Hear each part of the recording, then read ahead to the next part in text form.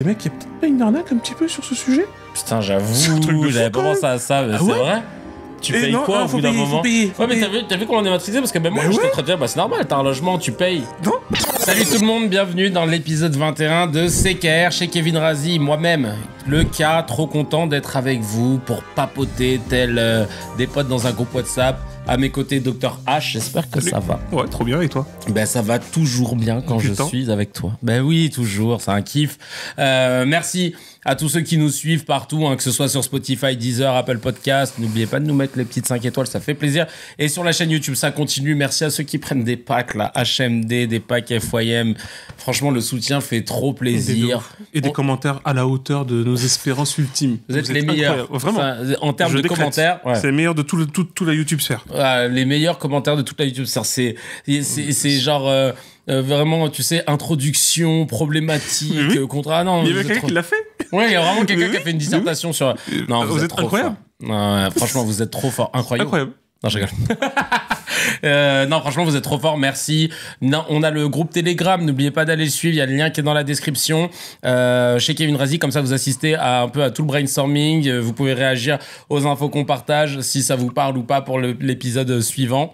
Et allez checker aussi le compte Telegram Quad News qui partage aussi plein d'infos et tout, qui nous a donné de la force. Merci 1000 fois. Donc on est ensemble. Allez-y aussi leur donner de la force. Comme ça au moins on s'envoie de la force mutuelle. C'est important de créer son karma, de créer son ambiance. On va commencer d'abord par épisode, je préfère teaser tout de suite, épisode spécial. Ce soir on va parler sorcellerie.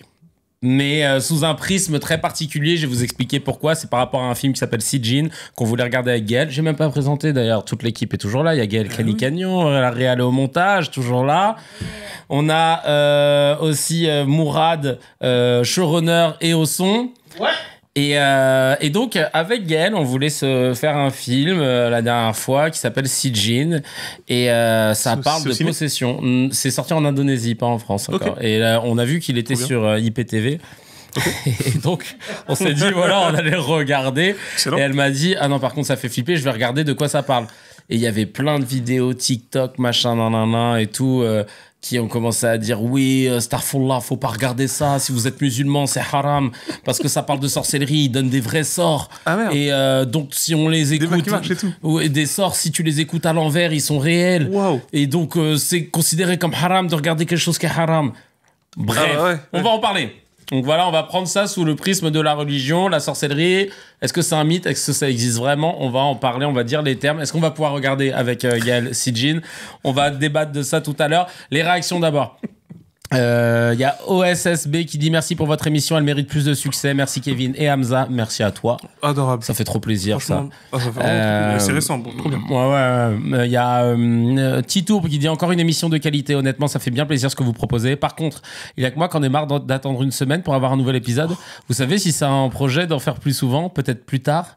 Oh là là. Ne chauffez pas. Ne chauffez pas. Lui il est chaud, lui. Il est très chaud. Oh, ouais, je sais pas. Déjà, attends, on va mettre en place le Twitch et tout. Poussez les vues. Ouais, poussez les vues. Plus vous poussez, plus vous soutenez, plus nous on se dit, vas-y, franchement, ouais. Parce que la vérité, c'est que si on fait les 10K à chaque épisode, si on commence à avoir des packs par-ci, des packs par-là, honnêtement, parce que évidemment ça prend du temps, mais nous on kiffe faire ça. Et plus on arrive à générer des revenus grâce à ça, et plus on peut se consacrer à faire d'autres épisodes. C'est aussi simple que ça. Quand on vous demande de l'argent, c'est pas pour acheter des maillots. Hein. Je les avais déjà. C'est vraiment pour pouvoir ne faire que ça. Ça sera un kiff de ouf. Bref. C'est pas une mauvaise idée. Mais ouais, pas une mauvaise idée. Suivez-nous sur Twitch aussi. Là, on va bientôt le lancer. Là, chez Kevin Razi, on va se mettre sur Twitch. Il y a Yacine qui dit « Ça fait du bien au moral, une émission qui arrive à alterner entre savoir, humour, actualité et vérité. Travail remarquable et duo incroyable. Que Dieu vous bénisse, mes chers frères. » Merci beaucoup. Adorable. Adorable. C'est très gentil. Hein. Petite news HMD pour commencer. La petite news... Hamdoulillah. Alors la news HMD du jour, la petite news où quand on te l'a dit, tu dis ah Hamdoulillah, hein, c'est ça les HMD pour ceux qui débarquent, pour les nouveaux. Début avril, à Saint-Marcel-les-Valences, un habitant qui s'appelle Mokhtar a escaladé à main nue les balcons d'un immeuble ravagé par les flammes pour sauver 2 enfants, une mère et une adolescente. Oh. Sa femme a également contribué au sauvetage en alertant les voisins et en les mettant en garde contre l'incendie. Au final, 50 personnes ont été évacuées, 26 ont été conduites à l'hôpital. Franchement, Les héros. bravo. Mais un truc de fou. Bravo Mokhtar. Alors là, Mais vraiment magnifique. Magnifique. Non, parce qu'il faut le faire, hein, parce que j'avoue... Ouais, non, faut vraiment le faire. Hein. Même quand c'est ta famille, c'est chaud. Hein. Ouais. Tu réfléchis. Hein. Bah ouais, tu dis comment je peux faire, est-ce que c'est merveilleux, c'est trop fort. Non, c'est respect vraiment éternel. trop Respect fort. éternel à Mokhtar. Non, Il y a vraiment. Porsche qui dit Légion d'honneur à lui plutôt qu'à Michel Sardou. Ouais, direct, ouais. Mais bon, comme il a donné à Michel Sardou, c'est qu'il mérite pas. Ouais. C'est pas pour Mokhtar. Ouais, c'est pas pour Mokhtar. C'est pas une. Il joue pas dans la même catégorie. C'est ça. C'est Hein. pas la. D'ailleurs, il y a pas une polémique avec Thierry Ardisson au moment où on tourne là, qui va être décoré de la Légion d'honneur aussi. Il l'a eu, ça y est. Bien, voilà. Bon, bah, c'est une liste intéressante, la Légion d'honneur. Hein. Ça donne envie. Hein. J'ai trop envie de de pas la voir, en fait. tu vois. Grave, c'est ça. Ah, vraiment. Hein. Oh Et il y là a là. Adrienne84 qui dit décidément, cette immigration est insupportable. Zemmour en PLS. Ah, bah oui. Ah, Les c'est ça, chances pour la France. Voilà. Ouais. Exactement. Mmh. Voilà un Suédois qui nous a Suédois. montré toutes ses compétences. Ouais. Punaise. Et ouais, désolé, Hein. les Suédois sont au taquet. Oh, je te jure. Écoute, en tout cas, bravo Mokhtar. Grave. Et, ça fait trop plaisir de voir ces histoires-là. Ouais. Parce que contrairement à ces news, voilà, nous, quand on parle de gens issus de l'immigration, on veut aussi parler de. C'est héroïque. Non, mais vraiment, des bonnes on ouais, se rend parce pas que c'est compte. chaud. Sauver Comme, une vie comme ça et tout, plusieurs même.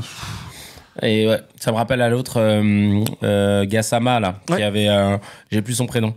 Mamadou Gassama, Ouais. qui avait fait ça aussi, pareil, qui avait escaladé, C'est mais il a une impressionnant. vitesse en plus. Et quand j'ai revu la vidéo, je sais pas si tu l'as vu, Un à un Spider-Man. moment donné, il a failli tomber. Hein. Tu sais qu'à un moment donné, il loupe un petit peu la prise et il la récupère derrière. Non, parce que c'est très dangereux ce qu'il a fait. c'est ouf. C'est vraiment très très Il dangereux. a fait, c'est ouf. Donc c'était impressionnant. Non, vraiment, Ah, moi, ouais. j'ai vu ça, je fais, oh mon Dieu. Et très chaud. Improbable le gamin où il s'est retrouvé. C'est Ouais. Et lui, Sur il a le une, bal- lui, il a une ouais. médaille de l'accident improbable, hein, vraiment. C'est ouais, les garçons gamins sont assez créatifs dans les gros accidents. Totalement. Mais magnifique, hein, magnifique, Non, franchement. vraiment. Donc voilà, ouais. big up à eux. Ouais, on passe dira au jamais Mezzé. assez. Ouais, vraiment. Le Mezzé, les petites news à picorer entre amis, tout ça. En fait, il y a une étude qui a été réalisée par l'Ipsos et qui dit les ados de 16 à 19 ans liraient en moyenne 12 minutes par jour contre 5 heures passées sur un écran. Et un jeune sur 3 ne lit pas du tout. Mourad me dit ça veut dire qu'il y a 2 tiers des jeunes qui lisent. Bah oui. Oui. Déjà, ça c'est cool. C'est le principe du. Voilà. Ouais. Et est-ce qu'on compte tout ce qu'on lit sur les écrans ou pas? Ah tiens, bonne question. J'ai l'impression que ce sondage ne va pas dans ce sens. J'ai l'impression qu'il. Ça aussi, c'était une très bonne question. Parce que tu vois, une question de sociologue, ça. Mmh. Parce que c'est justement le truc de. Il ne parle que du livre papier versus les écrans, etc. Alors oui, en général, je pense pas ils sont sur du e-book. Ouais. Ou sur un iPad en train de voir le dernier le dernier Marc Lévy, je sais Ouais. pas, bon truc qui servent à rien, mais Ou le dernier Rawin Connell. Trop bien ça, décoloniser le savoir. Décoloniser le savoir, Petit voilà. livre mais puissant, très très puissant. Mais oui, moi je suis intrigué parce que c'est vrai que ça fait longtemps, je voulais me remettre là-dessus, mais c'était longtemps quand je faisais mes cours de socio de la culture. C'est quoi les chiffres globaux en fait de la lecture, c'est-à-dire pas que les ados. Tu sais que je me pose sincèrement la question, pour avoir parlé avec beaucoup de gens quand même, si ce chiffre il est pas valable pour tout le monde en fait, sur la lecture la moyenne de 12 minutes par jour. Parce que, et puis des fois t'as des commentaires, tu fais ah ouais, je crois que vraiment. Il y a de fortes chances que. Surtout les commentaires dans les shorts, parce que les commentaires de haute qualité dans l'émission, ceux qui regardaient toute l'émission en entier, rien à dire. Ouais. Mais dans les shorts, on a des légions d'honneur. Hein. Ah ouais, on a des. Il y a beaucoup de légions d'honneur. Et des prix Nobel. Ah ouais, de ouf. Mais c'est un chiffre. De toute façon, c'est important, c'est intéressant. C'est que déjà, qu'est-ce qui donne envie de lire Lire pour quoi faire? Tu vois, ça serait merveilleux. Franchement, moi j'adorerais qu'on trouve un système de monétiser la lecture. Oula. Parce qu'aujourd'hui, c'est un truc qui stimule. Et la lecture, mais c'est tellement vital. Alors, en plus, t'as 2 angles pour la question de la lecture. Pourquoi c'est super important? D'ailleurs, il y avait un... Ah, je l'avais vu quand j'étais passé en librairie hier.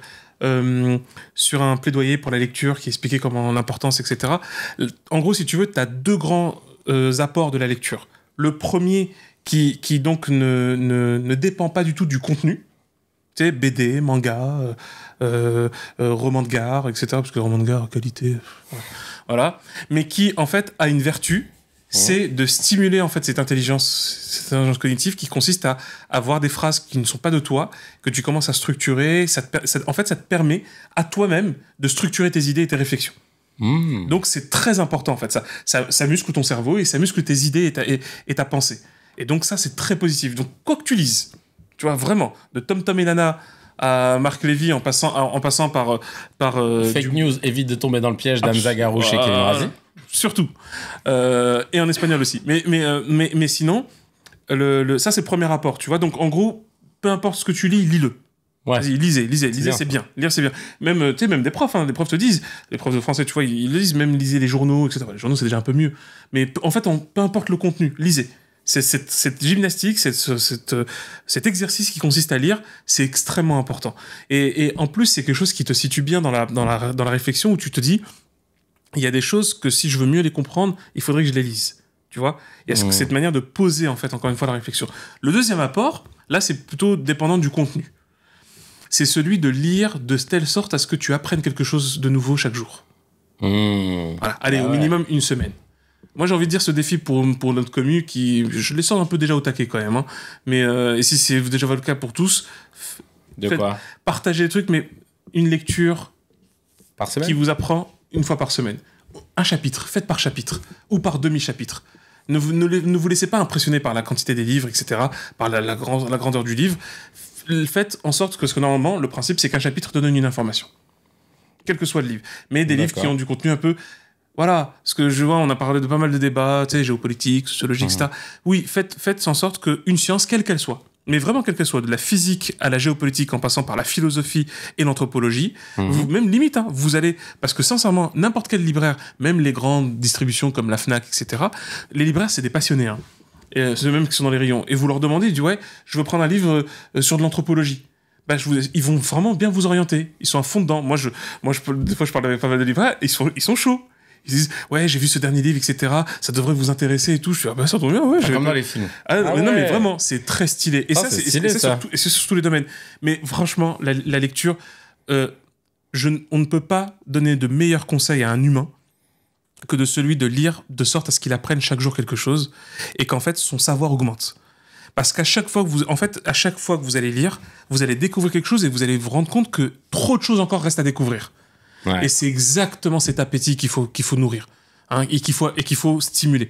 Parce que franchement, mais on peut pas, personne d'entre nous n'a le temps de tout vous exposer, parce que déjà on sait pas tout, certainement pas, et que même ce qu'on sait, on peut pas tout expliquer. Donc lire ne fera qu'augmenter en fait la connaissance générale, ça augmente le niveau global. Et puis ouais, disons que c'est très efficace pour une révolution à venir. Aïe aïe aïe, ouais. Ça parle déjà de révolution. Ça ce sera pour le CKR, épisode 50. Ah, c'est bien. On prépare la révolution. Mais c'est vrai, c'est important. Il y a des réactions super drôles ou super intéressantes. Il y a Antonio Riol qui dit: j'ai 17 ans, je viens de me mettre à lire il y a quelques semaines. C'est du miel la lecture, il faut lire, je vous jure. Non mais bravo. Trop bien. Bravo Antonio, ouais. C'est bien. Jim B qui dit: de mon époque, ça lisait les ingrédients du brise aux toilettes. Ça sent le vécu, on l'a dit. Ah ouais. Ou alors au dos de la boîte de céréales, on lisait 1000 fois les mêmes trucs. De l'avoine, carrément. Et Ségolène Mélois qui dit: si l'éducation nationale leur donnait moins de classiques chiants et plus de contemporains en cours, ils auraient plus de plaisir à lire déjà. Ouais, c'est un vrai débat. C'est un vrai débat sur ce sujet-là. C'est sur la question, mais comme je l'ai dit, sur la question du contenu. En gros, je peux comprendre que des profs de... tu sais que, par exemple, Michalik, il est entré dans... Il y a certaines de ses pièces qui sont entrées dans des classiques collège-lycée, même au lycée. Ouais. Il y a des prescripteurs, comme on dit, donc des profs, qui commencent à l'intégrer, en fait, dans le programme et tout. Il y a des profs qui prennent ces initiatives-là, qui sont pas forcément de grosses initiatives, parce que c'est encadré, en fait, par les programmes en général. Ça dépend des profs, en fait. Il y a des profs qui restent dans les classiques parce qu'ils ne veulent que rester dans les classiques. Mais ils ont une ouverture, ils ont une possibilité. Il y a des vrais débats au sein de l'éducation nationale sur ce sujet. Mais sur le truc des classiques... Non, mais si, tu vois, le prof, il sait te raconter le classique. Comme toi, par exemple, tu vas nous parler d'une fable de La Fontaine et que tu vas nous le mettre en situation, nous le vulgariser, nous le mettre dans le contexte. Après, on va s'empresser de lire la fable parce qu'on a hâte, parce qu'on a capté le truc et tout. Et tu vois, il faut trouver des profs qui qui se mettent l'eau à la bouche. Après, je vais dire la vérité, après, il y a toujours pour moi le problème structurel. T'as 30 élèves, t'es payé franchement de manière ridiculeusement honteuse. C'est nul, c'est vraiment nul. Et t'as pas le temps, parce que oui, non mais en fait, tu sais, je veux dire, là un peu c'est notre génération. Tout le monde a kiffé le cercle des poètes disparus. Oui. Tu vois ? Mais sauf que les gars, vous vous rendez compte, il a pas une classe de 40 élèves qui sont en train qui se prennent la tête et il a pas le temps et puis il est payé au lance-pierre. On est dans un cadre, c'est plus, tu vois. C'est une école privée. Bah oui. Tu vois, mais franchement, des profs passionnés, tu leur donnes juste 12 élèves et ils ont et moins d'heures et en même temps plus de liberté et plus de maillons, hein, plus de thunes. Mais je te garantis que qu'est-ce qu'il va faire ? Mais il va faire un truc très initiatique. Il va lire dehors. Il va marcher pour leur montrer un truc, comment le livre a été fait, l'histoire même du livre de tel ou tel auteur et tout. Il les ramène dans le lieu où il a grandi, où il a écrit. Quand on vit à Paris ou quand on vit même en province, parce qu'en plus il y a pas mal de villes en France où t'as les grands auteurs qui ont marqué notre pays. Enfin, il y a trop de trucs à faire. Malabry, par exemple, il y a la maison de Chateaubriand, tu vois, dans le parc de la Vallée. Attention. Tu sais ce que disait Victor Hugo quand il était gamin? Il disait je serai Chateaubriand ou je ne serai rien. Oh. Il est devenu Victor Hugo. C'était bien mieux. Franchement, c'est vraiment bien mieux. Mais tu vois, et ça c'est super intéressant sur cette question-là des outils et de la manière de diffuser sur le truc de la lecture. Et deux choses importantes en termes de conseils. La première, il n'est jamais trop tard pour commencer à lire. Quel que soit son domaine de formation, son domaine d'expertise et son domaine de professionnel, là où que vous soyez garagiste, monteur-couvreur ou chauffeur Uber ou même prof, parce que ça aussi, hein, parce qu'il y a beaucoup de profs qui arrêtent de lire, hein. Il y a des profs qui arrêtent de lire. Ah ouais? T'inquiète pas, tu le vois, hein. Des fois tu le vois. Attention, on vous a grillé. Et donc, ça, il n'est jamais trop tard pour lire. Et évidemment, par contre, quand on n'en a pas l'habitude, quand ça fait très longtemps qu'on le fait pas, au début, et quand on a eu aussi une expérience déplaisante vis-à-vis de la lecture, culpabilisante, etc., c'est très compliqué. Donc, moi, je vous dis sincèrement, le conseil que je vous donne, c'est commencer par de petits livres, mais qui ont du contenu qui vous intéresse. Et la forme est aussi importante que le fond dans la lecture. Moi, je prenais toujours mes livres en fonction de leur couverture. On dit qu'il faut pas faire ça, mais si. Et de leur mise en page. Comment la police est faite, comment c'est agencé, les titres, etc. Quand un livre était super important, mais que je voyais qu'il était mal agencé, je le mets de côté. Je verrai si je le lirai, mais je vais voir un autre bouquin qui s'approche du même thème, mais qui me plaît, qui est plus joli. Mais tu vois comme quoi c'est super important. C'est archi important. Donc c'est pour ça, vraiment, le fond et la forme, ça va ensemble. Mais faites ça tranquillement et petit exercice. Un paragraphe si c'est difficile pour vous, plus.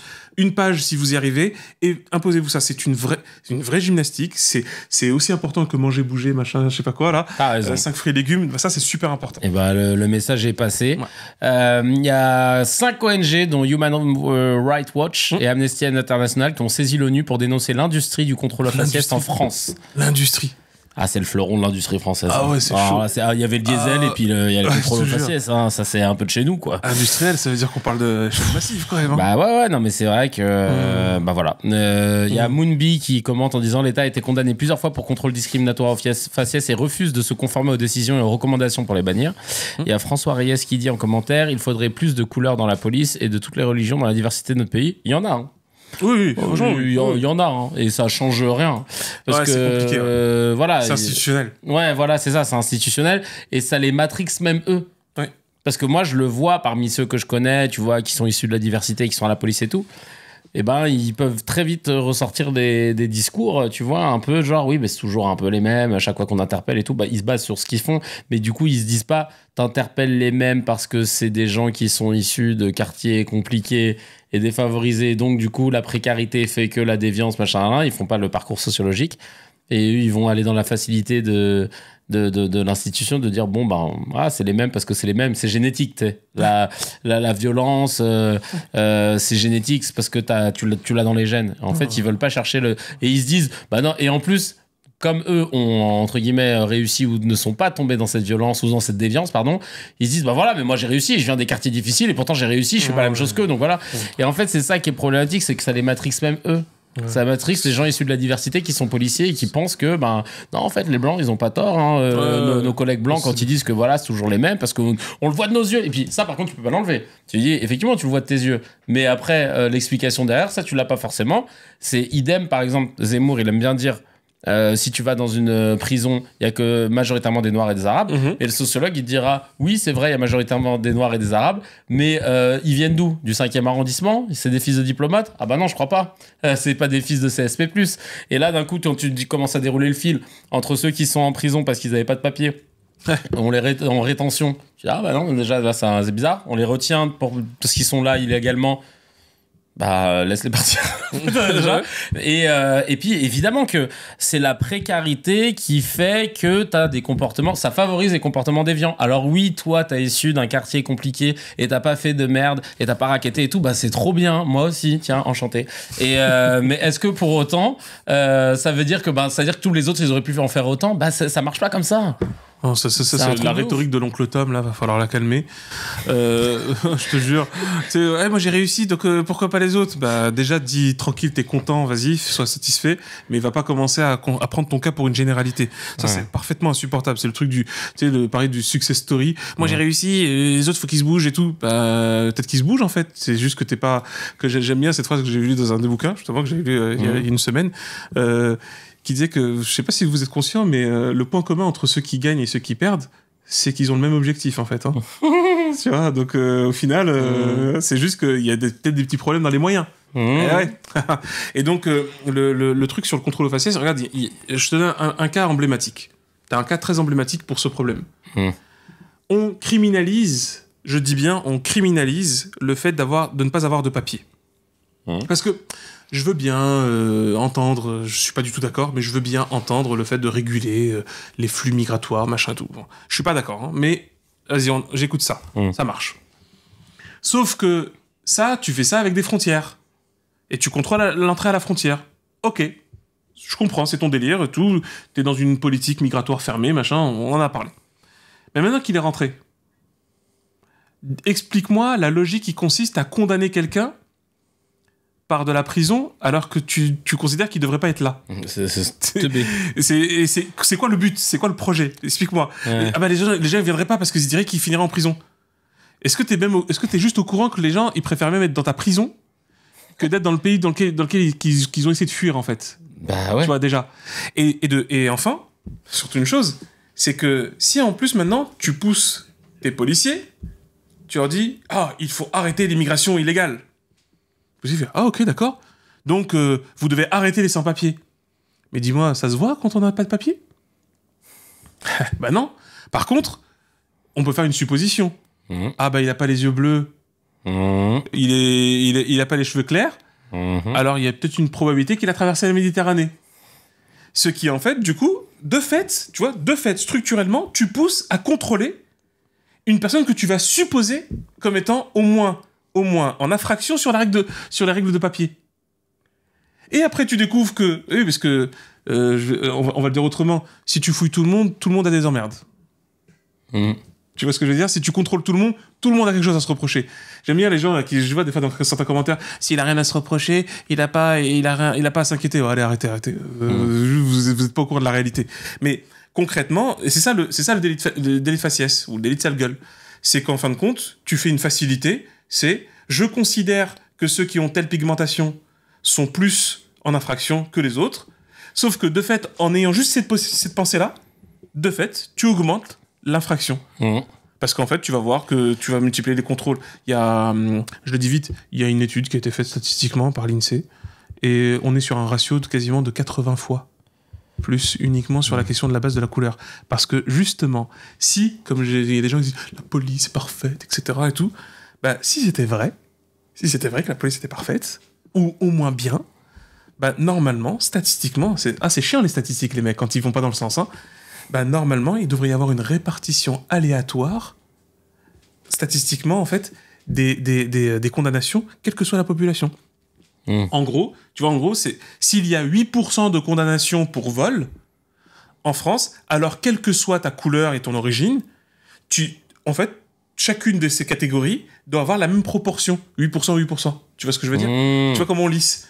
Sauf que c'est bizarre. En fait, c'est 80% pour eux et 0,2% pour eux. Donc, à un certain moment, on dit, bah oui, mais eux, ils volent moins. Ah, je suis pas sûr, hein. Ah non, je suis pas sûr. C'est à ça que servent les agrégats des statistiques de la criminalité et de la délinquance. C'est quand on répartit, on voit que non, tout le monde, en fait, il y a un volume global, mais il est surreprésenté pour une population. Et là, c'est pas normal. On sent qu'on a plus trop.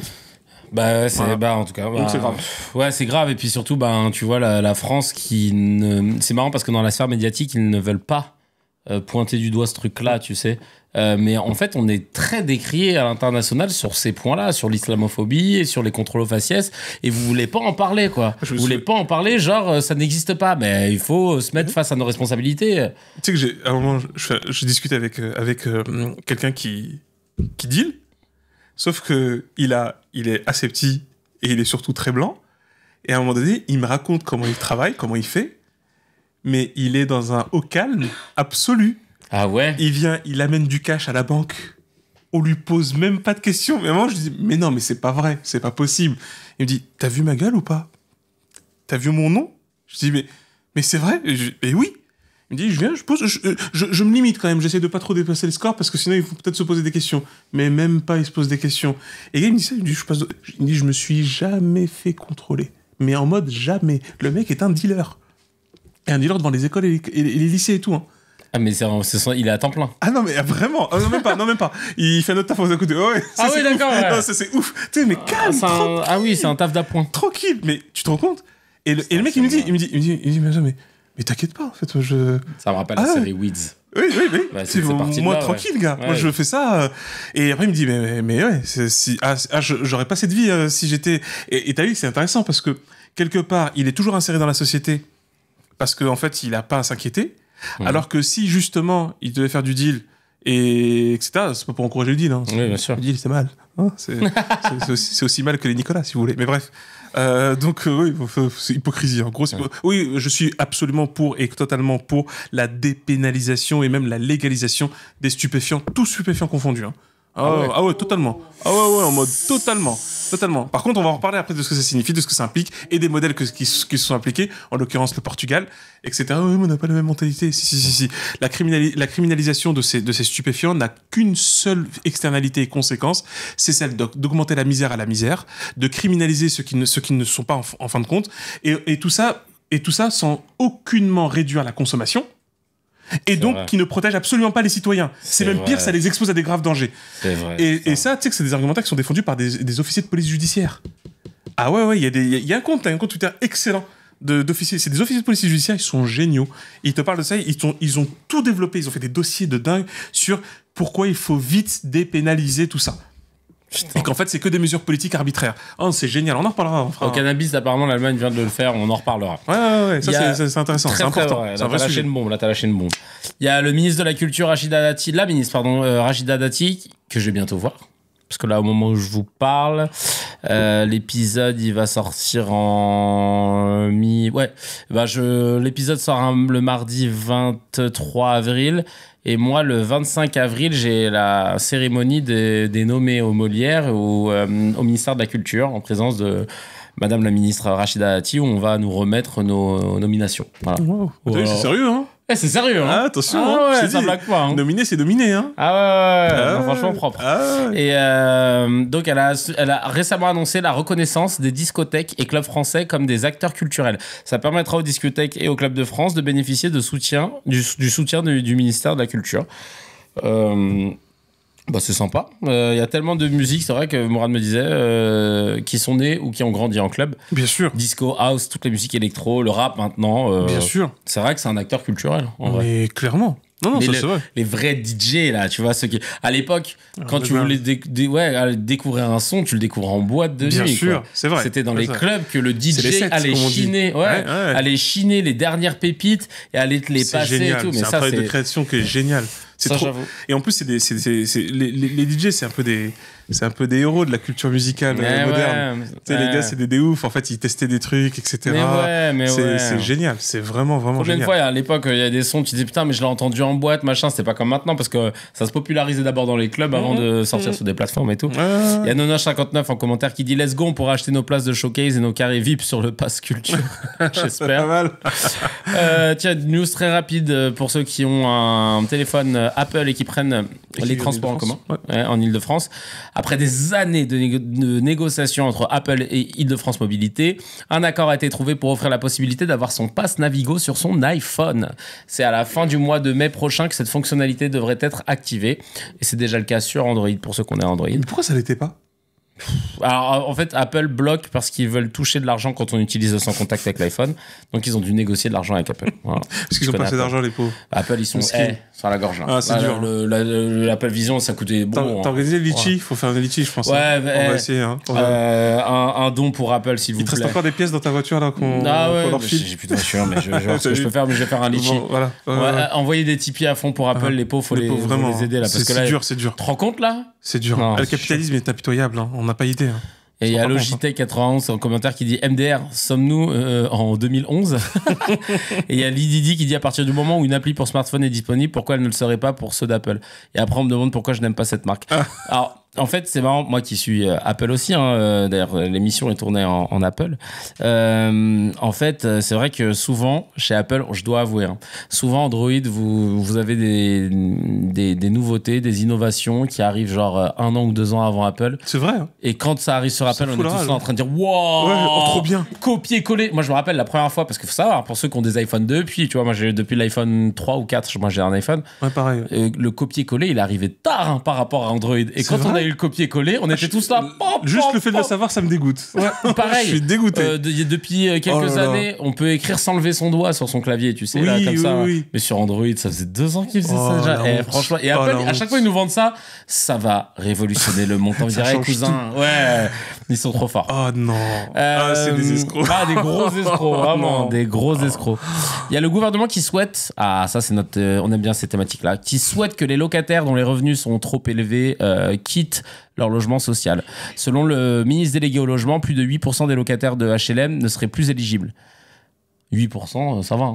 Ouais, c'est pas mal, hein. Il y a que 8% des gens qui gagneraient plus que ce que le loyer qu'ils payent dans HLM. Et genre, ça pose un problème d'ordre national. Et surtout, tu vois, ce qu'on disait avec Morad, c'est que, ok, il y a des gens qui vivent en HLM. C'est marrant parce que tout à l'heure, on était chez la famille de Gaël, on parlait de ça à table.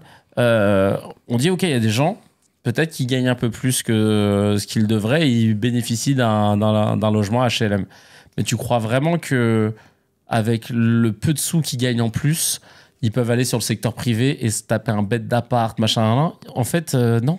C'est ce que je veux dire par là, c'est que ouais, certes, il y en a qui gagnent peut-être selon vous un peu plus, mais ça correspond à quoi sur le marché du logement privé ? Mais moi, ce à quoi ça me fait plutôt penser, c'est parce qu'il y a eu des doses, et je sais qu'il y en a encore même beaucoup. Parce que dans les 8%, t'as les on va dire, les erreurs de... déjà, en fait, parce que tu sais qu'on révise pas ton dossier quand t'es locataire HLM. Ils sont censés le faire, ouais, mais... non, ils le font. Donc forcément, si ta situation s'améliore, t'as pas trop envie de partir si en plus le loyer est ultra intéressant. Mais non, là, c'est plus intéressant, si tu veux, pour le dire très clairement, la rente politique. Ouais, on se leur file aux politiciens. Chevènement...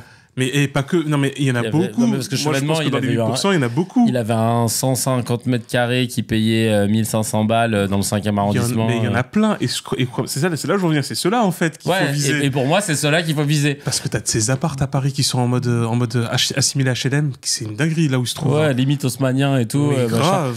En fait, c'est ça. C'est ce qu'on se disait avec Gaël. Je disais, non, par contre, là, il y a des gens. Parce que sur France Info, ils en parlaient de ça. Ils parlaient de Chevènement qui voulait pas lâcher son appart. T'inquiète pas, il veut même pas en plus. Et comme il avait plus de 65 ans, on peut plus te virer quand t'as plus de 65 ans dans l'appart. Même si tu payes plus, on n'a pas le droit de te virer.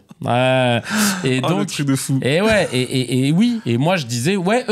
Ah oui. Quand tu gagnes 5 fois le prix du loyer, j'avoue, c'est honteux. T'as des familles qui sont en galère et tout. Quand tu gagnes 200 € de plus que le seuil, machin, frère, ça va. Ouais. Il va pas, il vit pas la vie d'Aloca non plus.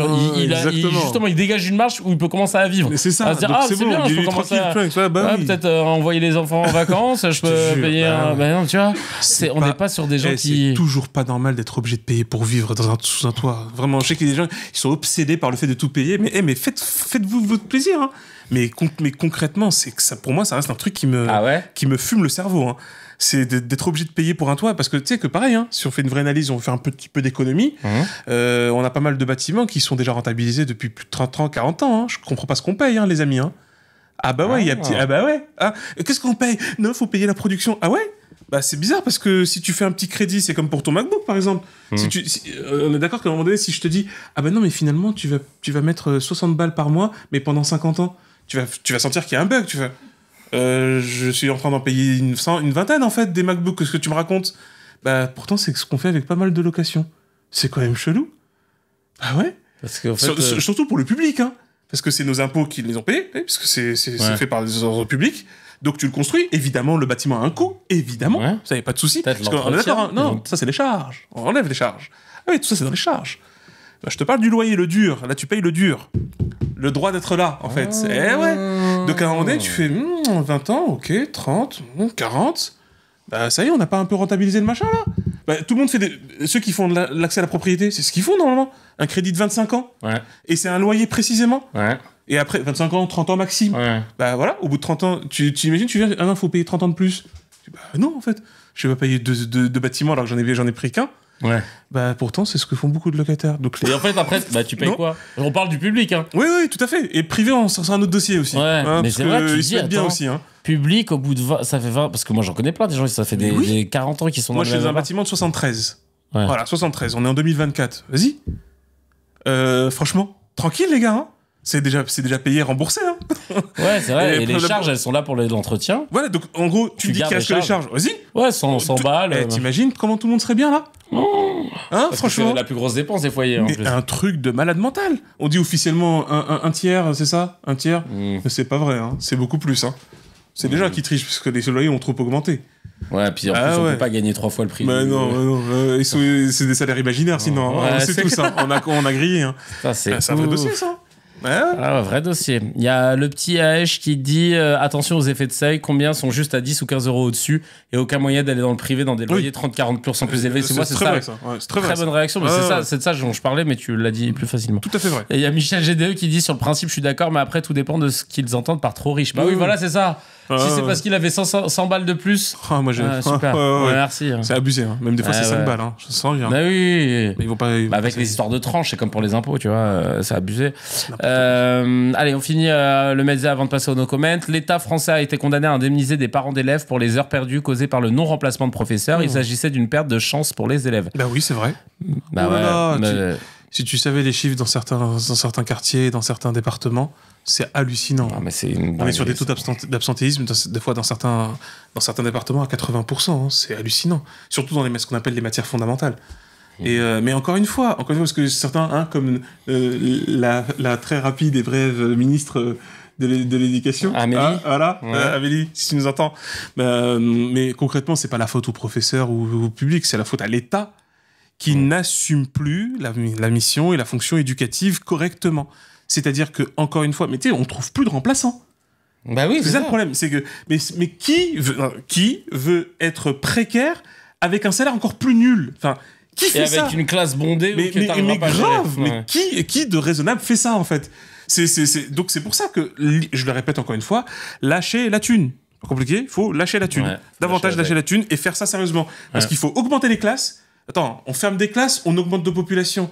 Il n'y a pas comme un bug quand même dans votre truc? Et on a de moins en moins de profs. Et on a des départs en retraite et on les remplace pas. Vous pensez pas que vous êtes en train de... Littéralement, oui, certains vont dire c'est conspi. Non, on le sait, il y a plein d'ouvrages là-dessus. On assiste à un démantèlement de l'éducation nationale publique pour l'ouvrir davantage à un marché privé. Et ça, c'est un immense drame. On va fabriquer de plus en plus de gens qui vont être sous-éduqués, qui vont être sous-cultivés. Et ça, c'est un vrai problème. C'est un truc de ouf. Franchement, il y a eu des messages. La justice, Rodiwan, la justice reconnaît enfin la carence de l'État, une chose que les Français avaient fait depuis longtemps. Je te jure. Et Maria Suescun qui dit très bien, c'est un abus vis-à-vis des élèves, manque de respect. Ouais, c'est même mutilant. C'est la mutilation éducative. Hein. Totalement. Mais bon, là, on n'est pas parti sur un modèle ou sur un mandat d'un président qui a envie de faire bouger les choses. Non, il veut faire l'uniforme. Voilà. Lui, par contre, les sapes, c'est son domaine. Super. Parce Garde la pêche. Madame est habillée chez Louis Vuitton, elle a du goût, donc il aimerait que, tu vois, on soit un peu... On s'aligne, excusez-nous. Sans ouf. On passe tout de suite à notre séquence préférée, le no comment. No comment, c'est quoi les loulous? Laissez-moi vous raconter. No comment, vous connaissez. Je lis des news, on n'a pas le droit de les commenter. Voilà, tout simplement. Simple, basique. On simple et basique. Et bien sûr, bientôt, on fera le Yes Comment, peut-être pour les vacances d'été. Déjà, on prévoit le programme où on commentera toutes les news qu'on n'a pas pu commenter. Ça va être jouissif. Allez, c'est parti. Le policier syndicaliste Mathieu Vallet, qui était sur toutes les chaînes d'infos, a rejoint Jordan Bardella pour les élections européennes.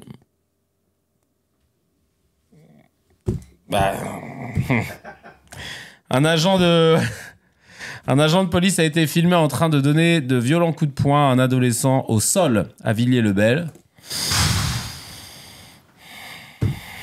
Et une info qu'on n'avait pas donnée la semaine dernière, Aurélien Tchouaméni, le joueur du Real Madrid et l'international français, a été ciblé par des signes racistes après un but.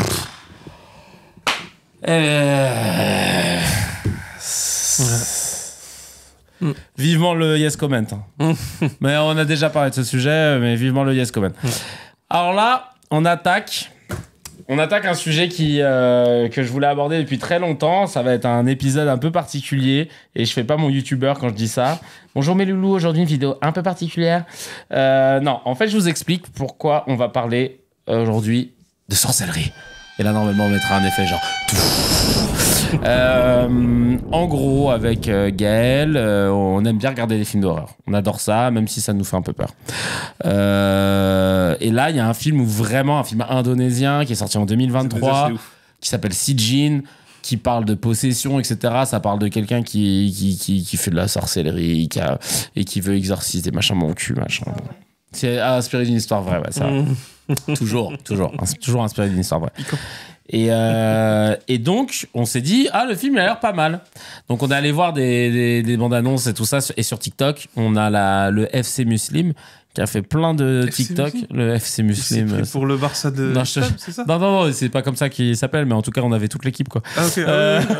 J'imagine. De gars qui ont dit, ouais, Starfall, la sorcellerie, c'est haram. Donc, c'est interdit. Donc, si vous regardez un film où il y a de la sorcellerie, vous regardez du haram. Et donc, il ressort des hadiths, machin, qui parlent de ça. Donc, et donc, je me suis dit... Bon, Hamza, il est temps d'aller sur un aspect religieux et coranique sur cet épisode, mais qui, je pense, peut intéresser énormément de personnes. Moi, dans mon entourage, beaucoup de gens croient à fond en la sorcellerie, les scrolls, les machins. Ça existe, la sorcellerie. Moi, je connais des gens qui ont été possédés, machin. Et donc, on hésitait avec Gaël à regarder ce film parce qu'on se disait... Est-ce que si on le regarde, c'est chaud et tout, parce qu'apparemment dans le film ils utilisent des vrais sorts, et que ces sorts ils ont été mis à l'envers, mais si tu les écoutes à l'endroit, je sais pas quoi, et ben en fait il peut t'arriver des dingueries chez toi, et donc tout le monde a peur, machin. Et je me suis dit, je suis pas sûr que ça existe, ce qu'ils sont en train de raconter. Et là je voulais prendre le prisme religieux musulman parce que le film oui, et sur ça. L'Indonésie, c'est le plus grand pays musulman du monde. Et déjà. J'en sais pas. Mais... Et plus grand pays musulman du monde. Et la sorcellerie, Dr H, déjà, moi je sais que dans mon entourage, parmi mes potes musulmans, il y en a beaucoup qui y croient premier degré et qui me disent que le premier argument, la sorcellerie existe, et d'ailleurs, le prophète a été lui-même victime d'une possession, c'est dans le Coran, machin, c'est dans les hadiths et tout et tout. Alors, toi qui as eu l'occasion de bachoter un petit peu ce livre saint pendant quelques temps, beaucoup de temps, qu'est-ce qui est dit exactement concernant le prophète et cette potentielle possession?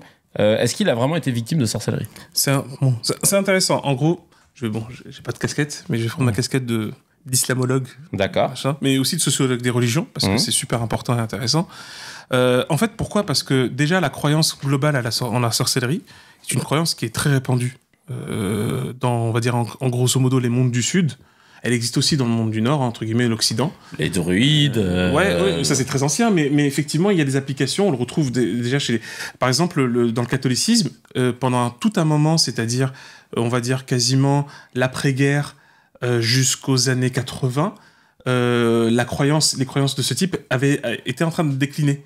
Était vachement en train de décliner, parce que tu sais que le Vatican documente tout, c'est leur obsession, et il y avait par exemple le Vatican donnait très peu d'exorcisme, en fait. Ah ouais? Ouais, très très peu.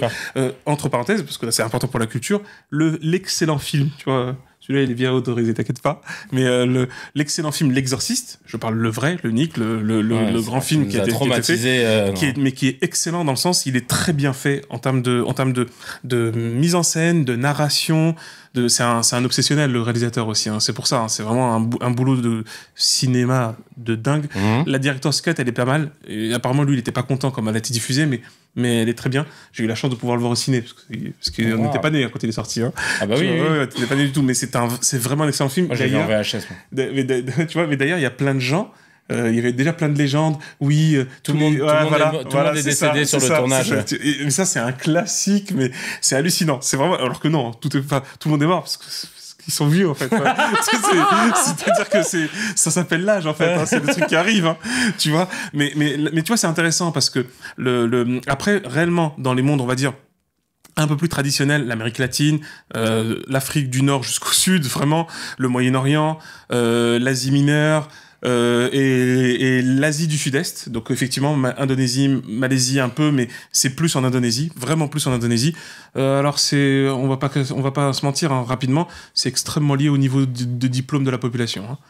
Donc, de quoi, la croyance à la sorcellerie? Clairement, plus les diplômes augmentent et plus... Oh, c'est bizarre, on y croit un peu moins, en fait. Ah ouais? Non, vraiment. Donc, ça, on y viendra là-dessus. On y viendra là-dessus. Parce que c'est très intéressant. En fait, donc c'est une croyance qu'on peut qualifier de massive. D'accord. Effectivement, quand on voit la question de la culture musulmane, qui est une culture assez démonstrative, etc., un peu importante, depuis très jeune, on peut être surpris de voir effectivement les jeunes qui sont à fond dedans quand tu vas sur les réseaux, là-dessus, sur ce sujet.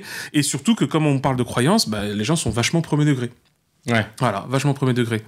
Or, c'est ça qui est super intéressant, c'est que quand effectivement on va voir les textes, on analyse ça. Moi j'aime beaucoup ça sur plein d'aspects parce que ça pose des questions sur les constructions de superstitions, les élaborations de croyances, et aussi le rapport qu'ont les gens avec leurs propres textes.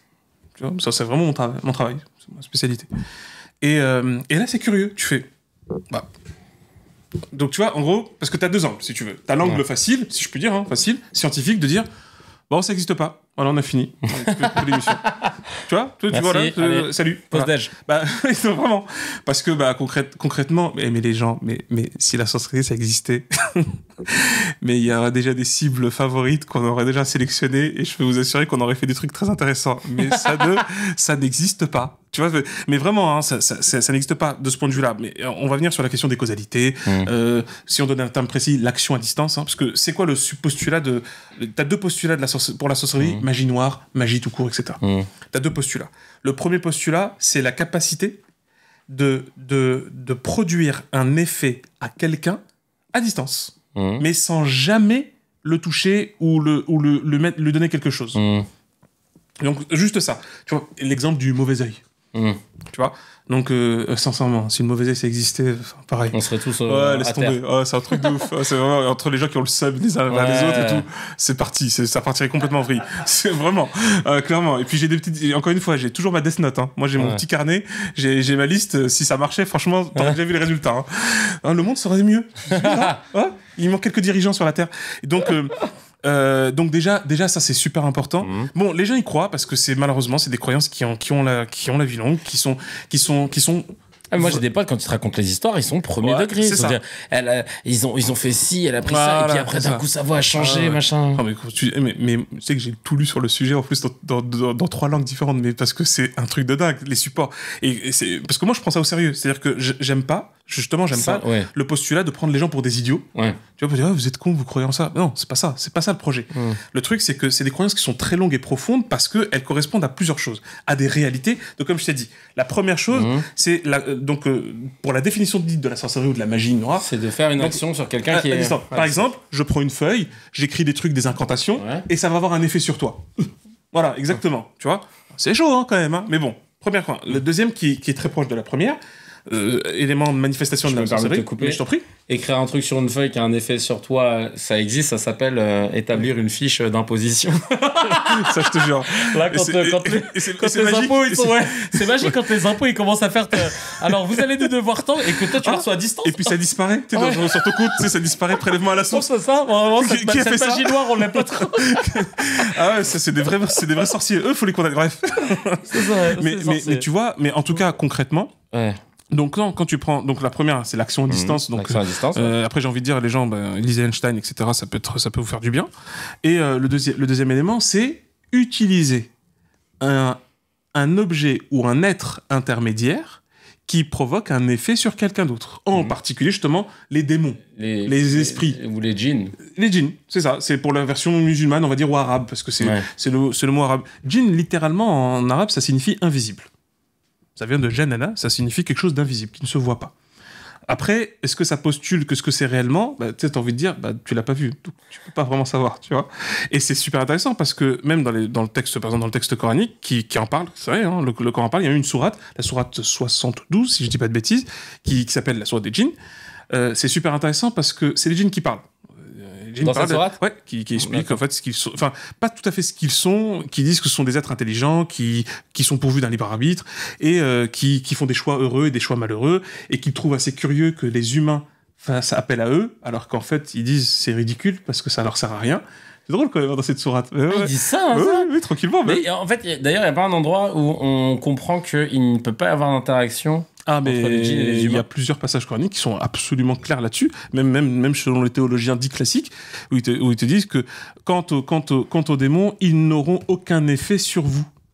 Voilà. Donc c'est-à-dire que tous les gens qui disent il parle avec les djinns, c'est pour ça qu'il a pu faire ça. Jamais. Impossible. Par contre, les gens qui disent qu'ils ont parlé avec les djinns, c'est de gros mythos, des très gros mythos ou des fous.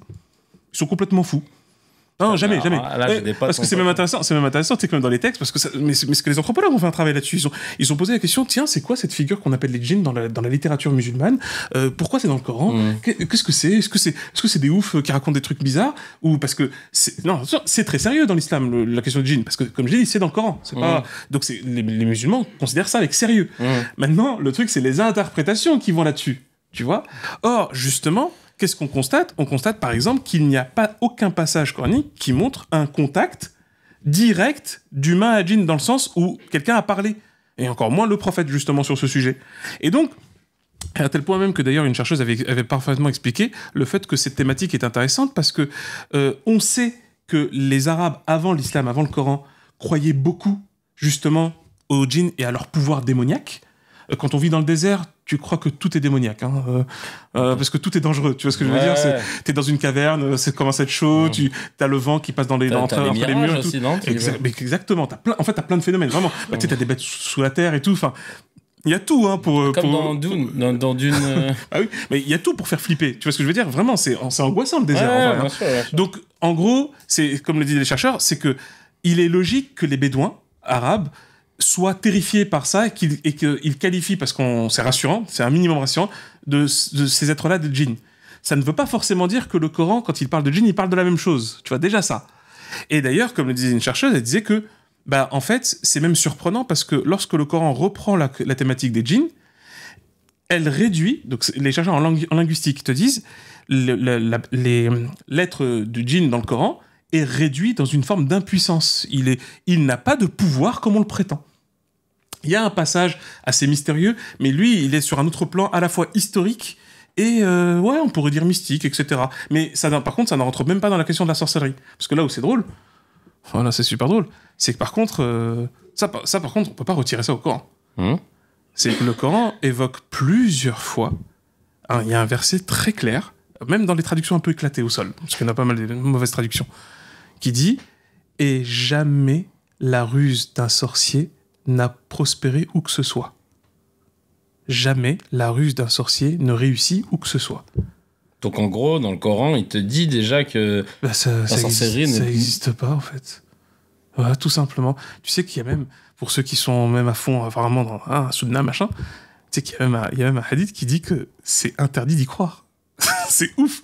Mais à chaque fois. Qui un hadith En fait, c'est dans le hadith, dans le fameux deuxième livre le plus authentique, le fameux hadith de Sahih Muslim. Ouais. Donc, il est un livre authentique parce que voilà, les musulmans croient en deux sources principales, la source coranique et la source traditionnelle qu'on appelle la tradition prophétique, les hadiths ou la sunna, plus globalement. Ah, c'est ça.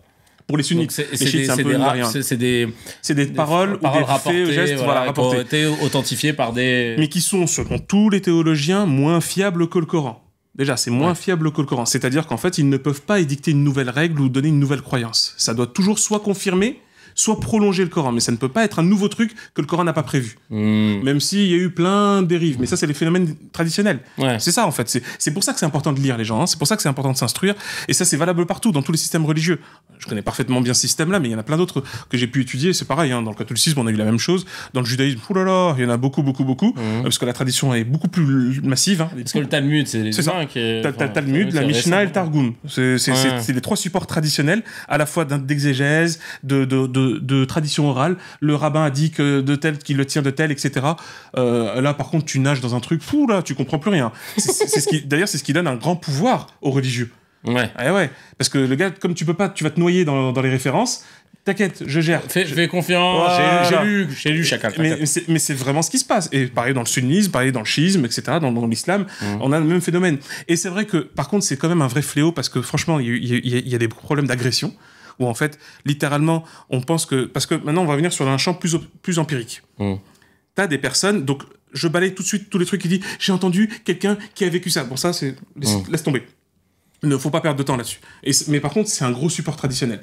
Ouais, mais il y a une telle, dans telle famille, il lui est arrivé ça, etc. Ouais, bon, les gars, calmez-vous. En fait, le principe, par contre, évidemment que des gens ont vu, sous leurs yeux, concrètement, directement, des phénomènes qu'ils croient être de la possession démoniaque ou de la sorcellerie, par exemple. D'accord ? Alors je sais, ça fait bizarre. Je pense quand même aux autres qui regardent. Quand je dis aux autres, c'est-à-dire ceux qui sont pas forcément croyants, etc. Ça doit faire super bizarre. Mais qu'est-ce qu'il fait? C'est quoi là On est sur League of Legends. On est sur quoi? C'est quoi en fait? Dark Age of Camelot. Le mec, il est sur sur des RPG.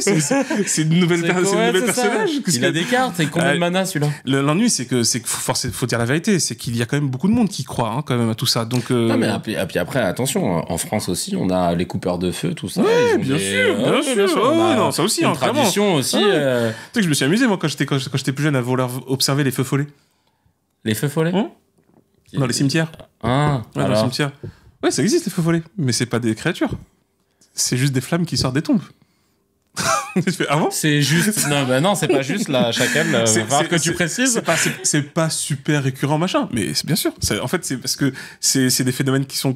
En fait, il y a des gaz qui émanent de la décomposition du corps. Et ces gaz, parfois, s'inflamment pour différentes raisons, entre le minéral qui s'affaisse, etc. Des fois, il y a des poches, en fait, qui sont de tuyauterie, qui peuvent vraiment créer des étincelles, etc. Et donc, du coup, ça fait des flammes vertes, un petit peu, comme ça. Donc, les gens, ils croient que c'est des esprits. Ça. Tu vois, c'est comme ça que les superstitions se construisent. Donc, c'est pareil. Des gens voient une personne dans la famille dont le comportement change radicalement du jour au lendemain. Ouais. Ok, et qui ensuite parfois fait des crises super flippantes, comme une crise qui est très ancienne, mais qui est malheureusement répandue dans les sociétés traditionnelles, qu'on appelait en psychiatrie, je vais dire un peu ancienne, les crises d'hystérie, où justement t'as des femmes qui littéralement font le pont et tout, et qui marchent comme ça. Ouais, non, vraiment.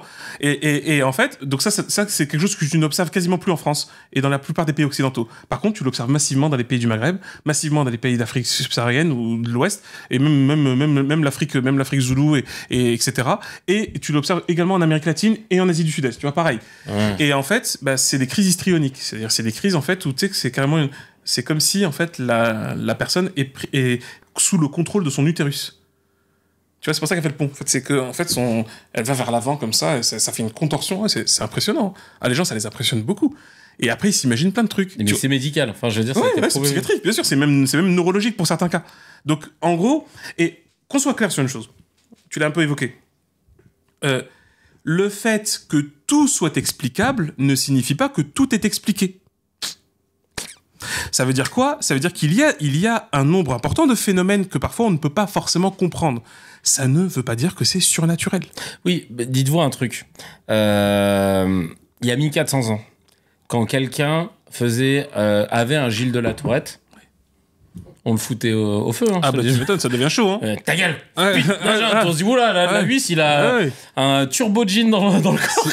En fait, mais tu sais que, parce que pour être très sérieux, justement, même par rapport à ça, vraiment, c'est que, même pour les textes, parce que je sais que les gens sont, quand on touche les croyances, les gens sont sensibles, c'est normal, y a pas de problème, tranquille, détendez-vous, tout va bien se passer. Mais concrètement, en fait, t'as des auteurs, t'as des théologiens musulmans, des penseurs du XIIIe siècle, du XIVe siècle, qui, en fait, quand tu les lis, tu les vois par exemple qui parlent des djinns et ils te disent ce qui se passe dans le corps, etc. À tel point que d'autres penseurs du XVIIe et ensuite du XIXe siècle, musulmans encore, hein, te disent ah mais donc en fait c'est des maladies. Quand tu lis un grand théologien que les musulmans normalement, je sais que quand on dit les musulmans lettrés, les musulmans érudits, donc les personnes qui ont beaucoup bouquiné, parce que pardon, la plupart des musulmans ne prennent pas la peine de trop lire leurs propres sources. Et ça c'est un vrai problème. C'est pour ça qu'il y a autant de croyances. Hein. Ah ouais, sinon il n'y aurait pas de croyances. Je vous le dis clairement. Ça aurait été, en fait, c'est déjà débunké, si tu veux. En gros, sauf que c'est pas YouTube. Ouais. Voilà. Donc la littérature musulmane, c'est pas YouTube. Et la littérature musulmane, elle est extrêmement riche. Attention, elle est très, très, très, très, très riche. Et il y a des débunkages qui datent de quasiment 10 siècles. 10 siècles. Sauf que forcément, si tu les lis pas, et parce que comme c'est pas trop sexy, c'est pas mis en avant dans les librairies, et que tu vas pas trouver un TikToker ou un YouTuber qui va t'en parler parce que lui-même ne l'a jamais lu, faut le dire très clairement, bah forcément vous allez pas le savoir. Donc vous allez tous se dire mais comment ça la sorcellerie ça existe pas, mais et après ils vont te dire la même chose. Tous les savants ils le disent. Bah déjà non en fait, déjà parce que tu connais qui comme savant réellement? Tu vois, concrètement. Et si tu crois que telle personne est un savant, sur la base de quoi tu t'es appuyé? Et sur quel élément? Et là, clairement, alors là, faut vraiment le dire, l'habit ou la barbe ne fait pas le moine, hein.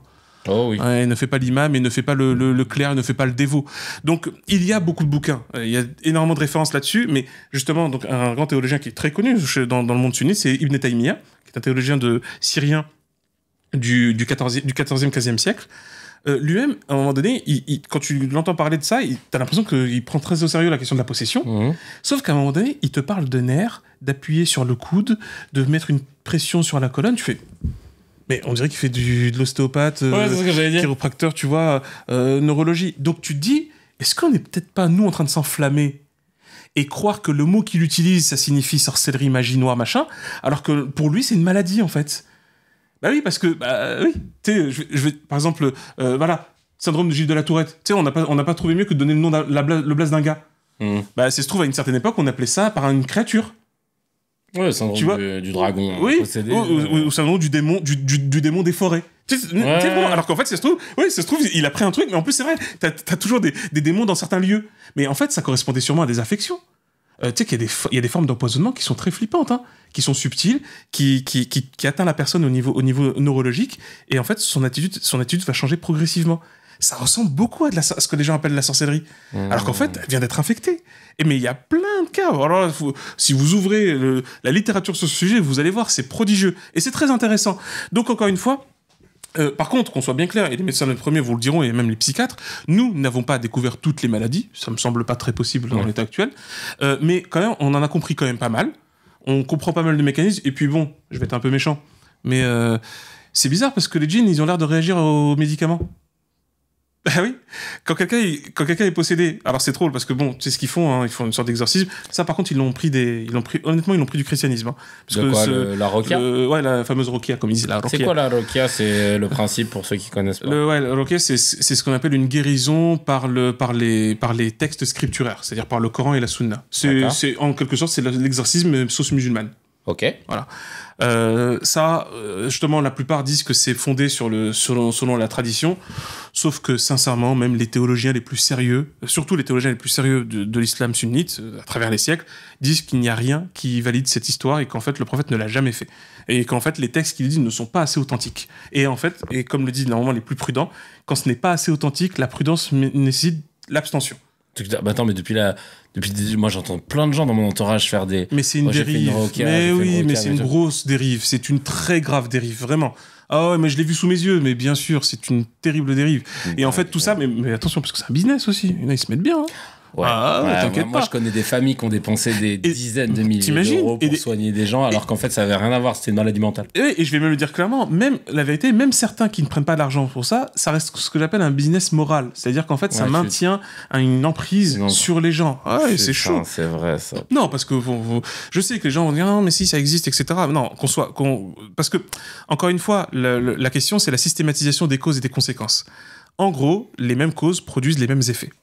Règle de base. Tu vois, c'est une règle de base. Or, l'ennui, c'est que ils ne se rendent pas compte. J'ai lu pas mal de textes très très bien, très intéressants, parce que ça m'intéressait les questions des superstitions sur ça. Il y avait des textes qui étaient faits par des théologiens du 10e, du 11e et du 12e siècle, et puis ensuite même des modernes, parce qu'il faut aller au charbon, qui t'expliquent, qui dit attention, c'est très grave pour quelqu'un qui croit en Dieu, c'est eux qui disent ça, de croire en ça, en la sorcellerie. Il dit parce que vous êtes en train de faire prétendre que des gens arrivent à déjouer les lois de Dieu pour provoquer quelque chose que Dieu n'a pas permis. Vous avez une croyance qui est flippante. Elle commence à poser des problèmes. Et il n'y a nulle part dans le texte coranique la simple évocation qu'une entité démoniaque puisse rentrer dans le corps de quelqu'un. Rien, nulle part. Même le contraire. Il y a plusieurs passages qui le disent très clairement, qui dit tu n'as, en parlant du démon ou du diable, tu n'as aucun, pour faire vite, parce que ça mène des débats littéraires et linguistiques et philosophiques, tu n'as sur les humains aucun pouvoir. Qu'est-ce que vous voulez de plus clair, en fait? Sauf qu'il faut dire la vérité. Tu vois, on parlait des lectures, mais je le dis très sincèrement, parce que je le sais, le niveau de culture religieuse qui est très faible. Non, je suis désolé de le faire de manière un peu trop hautaine, ça va être senti comme ça, je le sais. Mais malheureusement, je connais tellement trop les sources qui sont utilisées. Non, le niveau de culture est trop faible, beaucoup trop faible.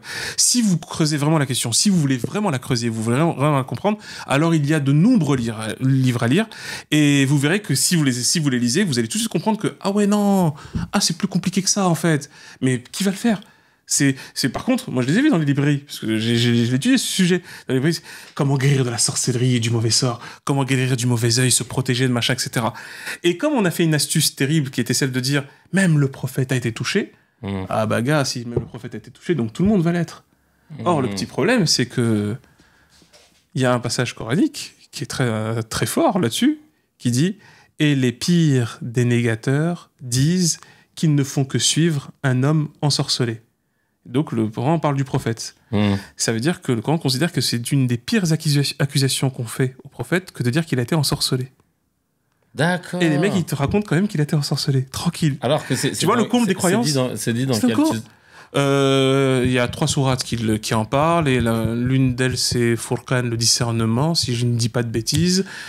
Pour vous montrer que le gars sait de quoi il parle. Mais oui, parce que, en fait, parce que c'est ça qui est très impressionnant. Quand j'ai pas mal étudié les croyances religieuses et même les fidèles, c'est-à-dire les croyants, tu constates qu'en fait, littéralement, ils croient en des choses qu'ils n'ont pas lues. Ils les croient parce qu'on leur a dit que c'était comme ça, on leur a appris comme ça.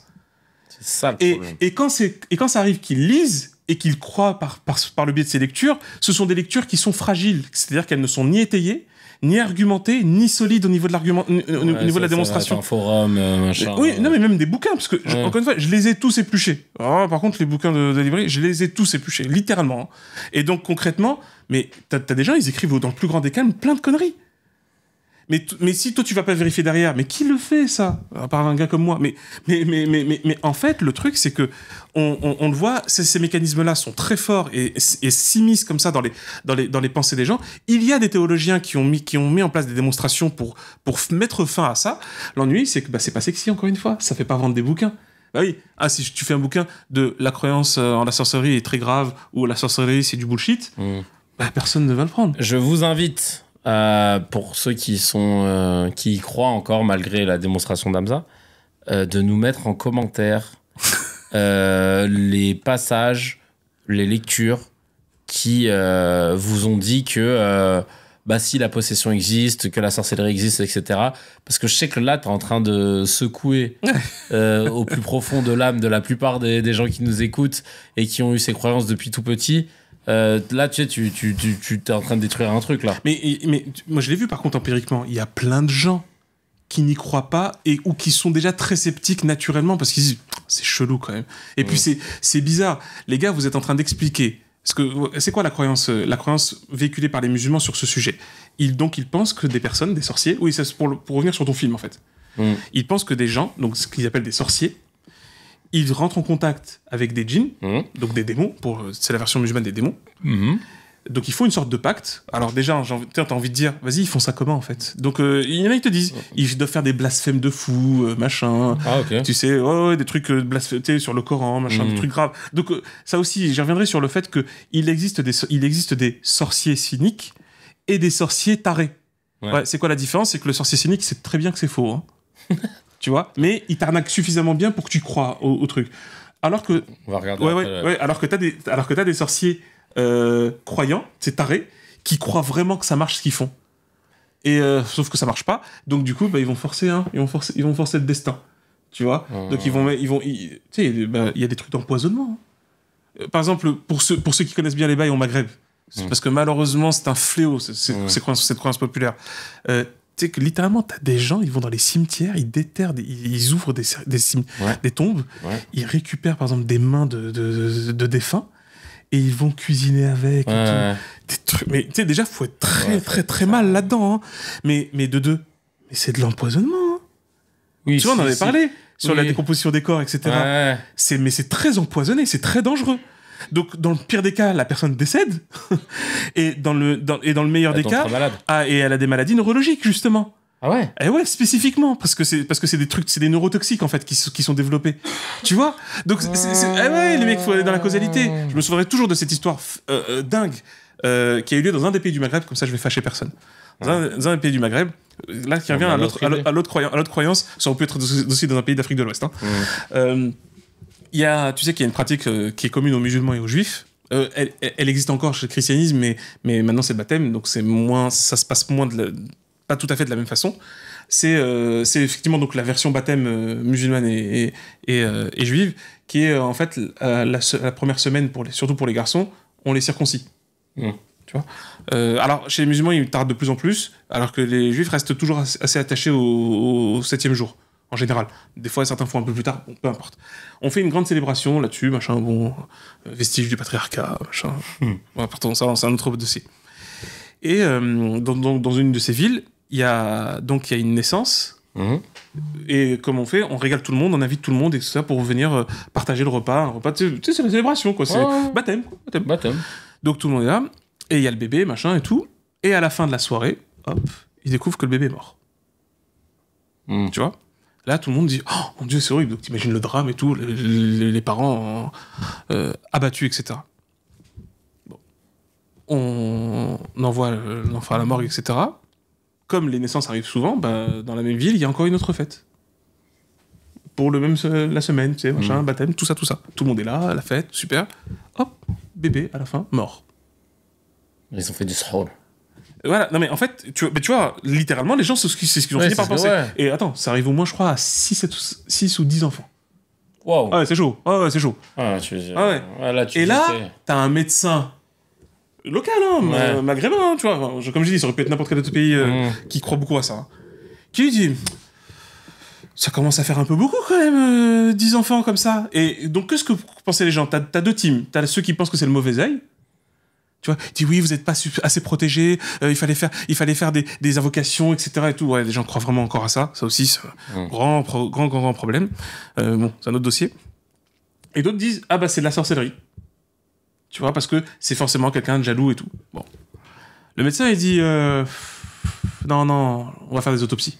Il fait des autopsies. Donc l'autopsie, c'est un peu hardcore, hein, désolé pour les gens, mais donc tu ouvres la cage thoracique, etc. Et tu rases le crâne.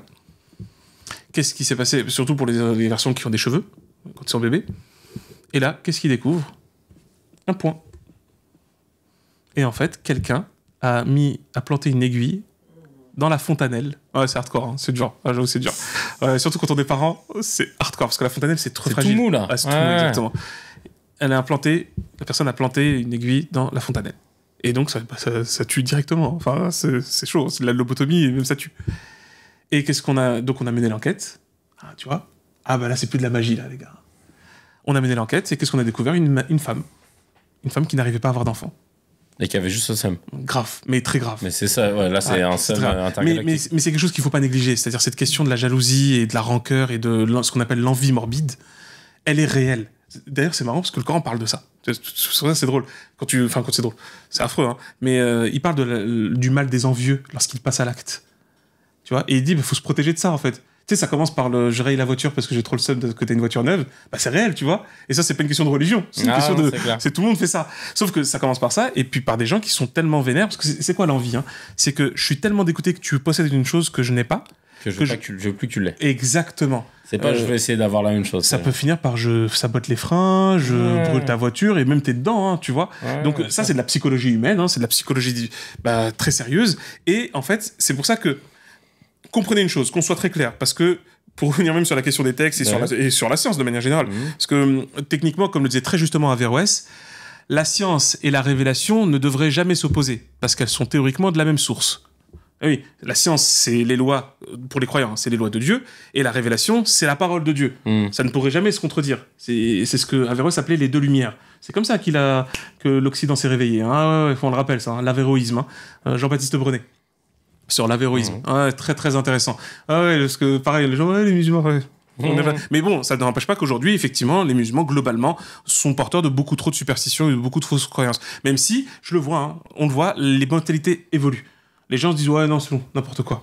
Possession, non, n'importe quoi. Mais, malheureusement, encore beaucoup trop y croient. Et donc, du coup, le principe, c'est qu'il y a un équilibre, en fait. Les lois, elles sont constantes. On ne vit pas dans une sorte de chaos, dans les films à la Hercule, pour les séries à l'ancienne, ou dans le monde Harry Potter. En fait, et c'est pour ça que je le répète souvent, c'est très intéressant de voir des fictions, parce que les fictions, en fait, elles permettent de mettre en scène, jusqu'à l'absurde, une situation que les gens peuvent croire comme étant vraie. Et quand tu le vois, tu dis, bah du coup, c'est impossible en fait. Bah ouais, tout simplement. Il y a le Mourad qui nous envoie, et on va finir là-dessus, un article du Parisien, viol, escroquerie à 1,5 million d'euros, la guilde des marabouts rattrapée par ses démons. 3 professeurs qui travaillaient depuis plus de 10 ans dans le même cabinet à Joinville, Val-de-Marne, ont été placés en détention provisoire après avoir été mis en examen. Putain, les mecs, bah tu vois, marabout. Mais c'est pas les seuls, hein. Il y en a beaucoup. Donc qu'on appelle ça marabout, qu'on appelle raki, pour celui qui fait la rokia, imam, massin, guérisseur et tout ça. Non, encore une fois, parce que je l'ai vu dans le terrain, t'as des gens qui y croient. C'est-à-dire que je parle même des imams qui croient que en fait, qui croient que la personne elle a vraiment un problème démoniaque. Et en face, les gars, ils croient aussi, donc je pense qu'il y a un truc de suggestion comme Mesmer, là, on en parlait en fait. Tout à fait. C'est ça qui fait qu'il se passe des miracles. Comme j'ai beaucoup suivi ce dossier dans mes recherches, bah en fait, c'est que ça marche pas tout le temps. Donc c'est bien un problème. Bah oui, parce que sinon la Rokia, si ça marchait. Eh ben oui, c'est tout le temps. En fait, c'est comme la paracétamol. On soignerait tout le temps. Mais oui, parce que attention, les gars, en plus, ils te disent quoi? Ils te disent comme c'est un démon maléfique, bah, ils soignent avec quoi? La parole de Dieu. Les gars, pour ceux qui connaissent les mangas, échelle de puissance. Normalement, la parole de Dieu, c'est plutôt puissant, non? Je sais pas, hein, petite idée comme ça. Hein. Donc, si tu l'utilises, c'est efficace super vite. Bah ouais, c'est paracétamol. T'as des gens, pendant 10 ans, ils sont traités. Et on fait des requêtes. T'as envie de dire, bah, au bout d'un moment, pourquoi? Bah ouais. Donc, réfléchissez, tu vois. En fait, c'est ça. C'est ça, réfléchissez. Non, mais vraiment, c'est ça. On a lu le Coran une fois, 2 fois, 3 fois, tu dis, bah, au bout d'un moment. C'est peut-être que c'est pas un problème, ça par rapport à. Peut-être que c'était une maladie mentale. Peut-être qu'il y a plein de facteurs. C'est exactement ça. C'est exactement ça. C'est juste ça, en fait. Et dis-toi. Tu sais que le pire, c'est que t'as des exorcistes là, ils citent le verset dont je t'ai parlé, qui dit « Et la ruse des sorciers ne réussit nulle part où elle se fait. » Dis gars, mais t'entends ce que tu lis ou pas? Tu récites. Ah, il récite ça? Mais vraiment, tu le récites, gars, t'es en train de le réciter, tu perçois pas le machin là. Tu perçois pas le problème. C'est vraiment, et tu te rends compte, c'est pour ça que je dis même, c'est pour ça que je suis ça quand je vous parle de lire, mais de lire vraiment, en fait. Parce qu'à un moment donné, tu dis, mais on n'a pas lu le même bouquin, c'est pas possible, hein. Et donc, ça mène à des dérives qui sont terribles. Tu sais que là, j'ai presque envie de dire, c'est horrible. Hein. Bon, viol, c'est hardcore, c'est chaud. Escroquerie, mais t'as des meurtres. Hein. Possession qui n'existe pas. Le mec, il récite un truc qui n'a aucun effet sur une possession qui n'existe pas. Et donc, ça ne marche pas. Le mec fait, tu vas te soigner. Mais vraiment, les mecs, ils te violentent après. Il y a eu un cas qui a eu lieu à Paris. Dans une mosquée où en fait dans le sous-sol on a découvert un cadavre parce que les gars ils ont fait une roquia qui a mal tourné en fait. Ah bah ouais, mais les gars, vous êtes des fous en fait, vous êtes tous des malades. À un moment, tu te demandes si c'est pas ceux qui sont autour du possédé qui sont malades en fait. Hein. Vous êtes possédés par la bêtise en fait. C'est surtout ça qui se passe. Et donc ça, c'est pour ça que c'est très sérieux. C'est pour ça que c'est important d'en parler en vrai là-dessus. Et que évidemment, pourquoi j'ai recours aussi même à la question de l'argumentaire religieux, parce que les gens se fondent sur des éléments religieux. Or, vous comprenez que même les éléments religieux ne vont pas dans ce sens-là. C'est qu'on leur fait dire ça. Et ça, c'est pas logique. J'aurais pu vous poser tranquillement et vous faire des éléments scientifiques, en fait, en utilisant la neurologie, la psychologie, la psychiatrie et la physique, ainsi que la chimie, pour vous expliquer que, par exemple, l'empoisonnement, ça existe, la maladie, ça existe, le trouble psychiatrique, ça existe, la dépression, ça existe, etc., etc. Totalement. Et que tout ça, en fin de compte, bah, c'est tangible et évalué. Et qu'il existe encore des maladies qu'on ne comprend pas totalement, ça, c'est certain, mais ce n'est pas des forces démoniaques qui agissent. Ce n'est pas possible. Merci beaucoup, Dr H. J'espère que cet épisode un peu spécial vous a plu. En tout cas, moi, j'ai trop hâte. J'ai trop hâte de voir ce qui va se passer sur TikTok, surtout. Parce que je sens que TikTok, c'est le terreau. Hein. Autant sur Insta, je pense que tu vois. Mais alors, sur TikTok, si je pense Hakim Gemili, il va réagir. Et puis, les gros malins, et puis les gros malins qui disent qu'il faut pas aller voir tel film. Bon, déjà, donne des conseils à toi-même. Parce que je t'ai pas demandé ton avis. Déjà, c'est le principe de base. Parce que on va pas faire des amis sur TikTok, mais c'est pas grave. Je déteste les prescripteurs qui font ça. Moi, je vous invite. Et je vous invite à essayer de débunker ce que vient de dire Hamza, ça pourrait être intéressant. Et après, on lira. Ça va être drôle. Ouais. Essayez de débunker factuellement toutes les sources. à l'aide de vos connaissances religieuses ce que Hamza vient de dire, et comme ça, au moins, on pourra discuter ailleurs. Mettez un survêt et préparez-vous, hein, ça va être chaud. Mais concrètement, par contre, pour le film, non, c'est même bien. Faut regarder les films comme ça. Parce que tu le vois, en fait. Tu vois les limites du problème. Pourquoi j'ai adoré L'Exorciste ? Parce que, justement, il te met en scène le tout de A à Z. Et en fin de compte, t'es embarqué, hein, t'es à fond dedans, tu finis par y croire, la crédulité du spectateur, tu sais bien. Mais, quand tu prends le recul, justement, tu fais « mais c'est pas possible, en fait. Ça n'a pas de sens. c'est juste impossible. » Et c'est ça, en fait, parce que c'est ça aussi. C'est pour ça que c'est fait, les films comme ça, les films d'horreur. Ouais, ça permet de mettre en lumière. Et puis, bon, les gars, faut team premier degré, là, faut se détendre. Hein. D'accord, hein, ce n'est qu'un film, d'accord. Ouais. Je crois que les gens... Parce qu'il me semble que les gens avaient un problème avec la série Messia. Ah, peut-être. Ouais, parce qu'ils disaient, c'est peut-être vrai, machin, etc. Paranormal Active, non. Oui, pareil. Il y a plein de trucs comme ça. Il y a plein de trucs comme ça. Vous savez qu'il n'est pas nécessaire de... ce n'est pas nécessaire de croire de manière complètement aveugle sous prétexte que vous voulez être fidèle à vos croyances religieuses. Vos croyances religieuses, quelles qu'elles soient d'ailleurs, hein, on a parlé de l'islam, mais il n'y a pas que l'islam. Hein. Vos croyances religieuses sont parfois bien plus éclairantes que vous ne pouvez le croire. Exactement. Mais ça demande de notre part et de la part de chacun qui est dans ce processus-là, de prendre du recul et de muscler sa connaissance de la donnée et de la doctrine religieuse. Et ça, mais je sais que malheureusement... Bon, en tout cas, merci beaucoup, Dr H. On remercie toute l'équipe, comme d'habitude, ma chérie Galkani Cagnan, derrière les platines. On a le showrunner Mourad Mokadem. Allez suivre notre Telegram en description. On attend d'avoir vos commentaires de debunk de ce que Hamza vient de dire. Parce qu'il a pas tout dit, et peut-être qu'on en fera un deuxième épisode, mais parce que vraiment, je suis curieux de voir ce que vous allez dire. Parce que là, honnêtement, si après ça, vous réfléchissez pas un petit peu, on peut plus rien faire pour vous. Mais, donc, allez suivre aussi en description la chaîne Maskov si vous voulez avoir les interviews des sportifs US qui font des sports US, pardon. C'est des sportifs français qui ont joué parfois même aux États-Unis et qui font tomber le masque. C'est ma chérie qui fait ça. Allez voir, c'est très très bien. Et le Telegram CKR. Allez voir aussi le Telegram Quad News parce qu'il nous donne beaucoup de force et on est ensemble. Et puis on se dit à la semaine prochaine, les gars.